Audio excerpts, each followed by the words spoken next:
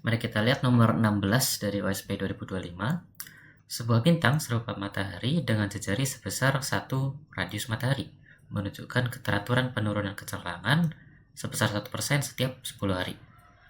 Pengamatan menunjukkan bahwa hal ini disebabkan oleh transit suatu eksoplanet dan dianggap titik pusat eksoplanet dan bintang saat transit adalah berimpit. Jika besaran Rc itu sekitar 0,1 radius matahari, adalah nilai untuk jejari planet Jupiter. Perkiraan terbaik untuk jejari eksoplanet adalah berapa? Jadi kita meninjau satu fenomena transit ya. Transit eksoplanet menutupi sebuah bintang. Kalau aku sketsakan akan menjadi seperti ini. Jadi yang besar, lingkaran besarnya adalah si bintangnya.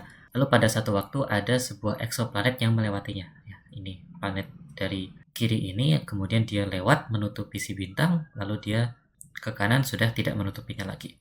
Si eksoplanet ini dapat diasumsikan sebagai salah satu planet dalam sistem bintang ini ya, sama seperti tata surya kita kan punya berbagai planet dari Merkurius sampai Uranus. Jadi si bintang ini, bintang yang ditinjau dalam soal, bisa juga punya beberapa eksoplanet, punya beberapa planet yang mengitarinya, dan ini adalah salah satunya.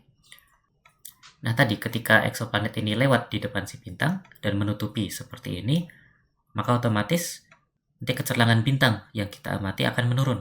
Jadi aku berikan gambarnya di kanan ini. Kalau kita punya yang E0 itu adalah flux atau energi yang kita terima dari si bintang pada masa normalnya, pada suatu waktu dia akan menurun.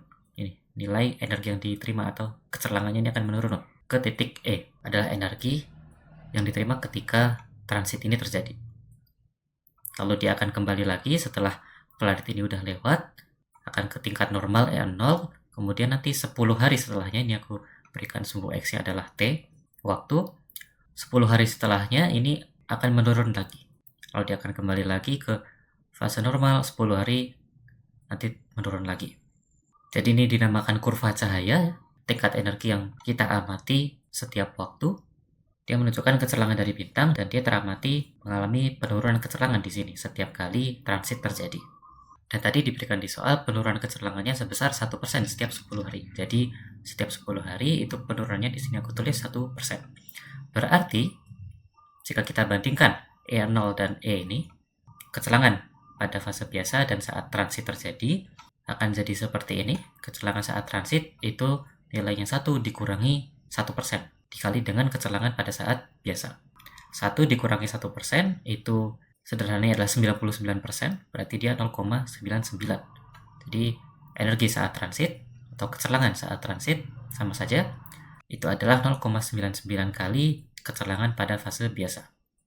Oke, lalu kita ingin menggunakan informasi ini untuk menghitung jejari eksoplanetnya. Dan itu bisa kita hitung dengan membandingkan kecerlangan pada saat transit dan juga kecerlangan pada saat fase biasa. Kalau kita bandingkan E dibagi E0, itu akan menjadi seperti ini.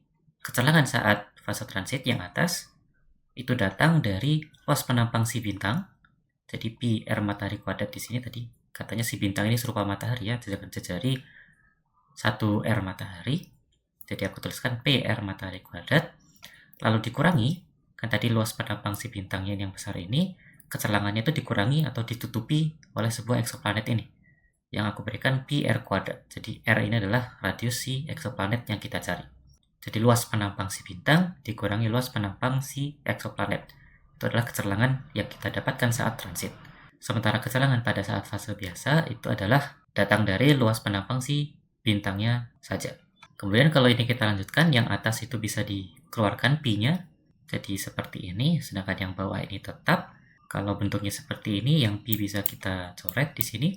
Lalu perbandingan ini, radius matahari kuadrat dikurangi radius eksoplanet kuadrat per radius matahari kuadrat, itu dapat kita tuliskan sebagai 1 dikurangi radius eksoplanet kuadrat dikurangi radius matahari kuadrat. Dan itu sama dengan kalau kita kembali ke yang paling kiri tadi, E, itu dapat kita tulis sebagai 0,99 E0. Jadi kita tuliskan E itu 0,99 E0 dibagi E0 biasa. Jadi persamaan yang terakhir ini kita samakan saja dengan yang paling awal tadi, kita mulainya dari kiri ini. Oke, selanjutnya E0 ini bisa saling mencoret. Lalu kalau kita tukarkan 0,99 ke ruas kiri dan rasio R kuadrat per R matahari kuadrat ini ke ruas kanan jadinya seperti ini. Berarti tinggal R matahari kuadratnya ini pindah ke ruas kiri lagi, namun dia menjadi di atas, sedangkan 1 dikurangi 0,99 adalah 0,01. Terakhir, untuk mencari radius eksoplanetnya, itu kita perlu menghilangkan kuadratnya di sini. Berarti kita akarkan kedua ruas. Kalau yang kiri ini nanti kuadratnya jadi hilang, sedangkan yang kanan itu akan menjadi akar dari 0,01 kali radius matahari kuadrat. Dan ini bisa dilihat satu persatu. 0,01-nya kalau di akar itu adalah 0,1. Kalau radius matahari kuadrat di akar ya, maka nanti kuadratnya akan hilang, tersisa radius matahari saja.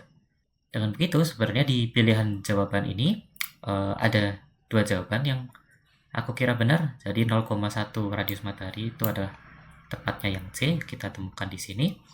Tetapi juga dikasih tahu tadi ada besaran RJ, ya, radius planet Jupiter itu sekitar 0,1 radius matahari. Itu adalah sama berarti ya dengan yang kita temukan, berarti RJ ini sebenarnya juga jawaban yang benar. Jadi itulah dari sebuah fenomena transit, kita amati kecerlangannya menurun sebesar 1% tadi, dan dengan informasi itu saja kita bisa dapatkan radius si eksoplanet, atau paling tidak estimasi radius si eksoplanet yang melakukan transit tadi, yang menutupi cahaya si bintangnya.